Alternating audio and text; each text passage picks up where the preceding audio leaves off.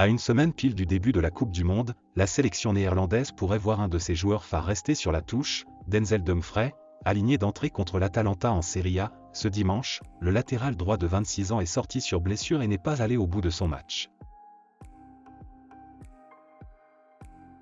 À quelques jours du coup d'envoi de la Coupe du Monde au Qatar, la sélection canadienne a dévoilé la liste des 26 joueurs qui en défendront les couleurs, pour la première fois depuis 1986.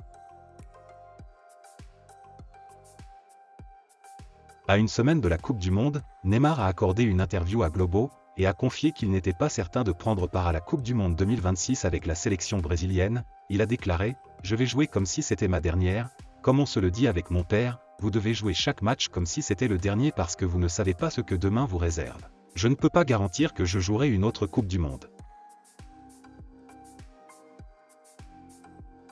Manchester City s'est fait piquer au vif, à domicile où il restait sur 11 succès en championnat. Les Sky Blues se sont inclinés, face à Brentford dans les derniers instants de la rencontre. Un doublé d'Ivan Toney, contre un but de Phil Foden aura permis de renverser les champions en titre bien timides pour leur dernier match avant la Coupe du Monde. Jamal Musiala devient le plus jeune joueur du Bayern à atteindre 100 apparitions.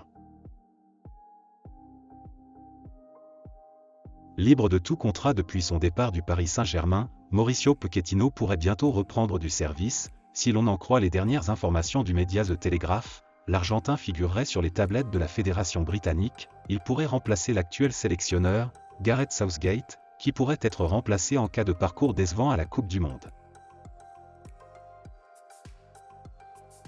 Titulaire avec le Bayern Munich contre Schalke 04 en Bundesliga samedi, l'arrière droit Noussair Mazraoui a été remplacé avant même le début de la partie en raison d'une doubleur aux ischio-jambiers. Le Maroc pourrait perdre un de leurs cadres durant la Coupe du Monde 2022.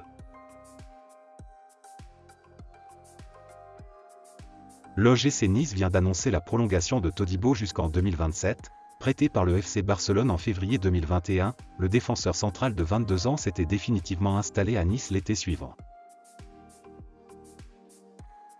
Donc voilà, c'est la fin de cette vidéo. N'hésitez pas à me dire ce que vous en pensez dans les commentaires et surtout n'oubliez pas de vous abonner et de mettre un petit pouce bleu si la vidéo vous a plu, et on se dit à la prochaine pour une nouvelle vidéo.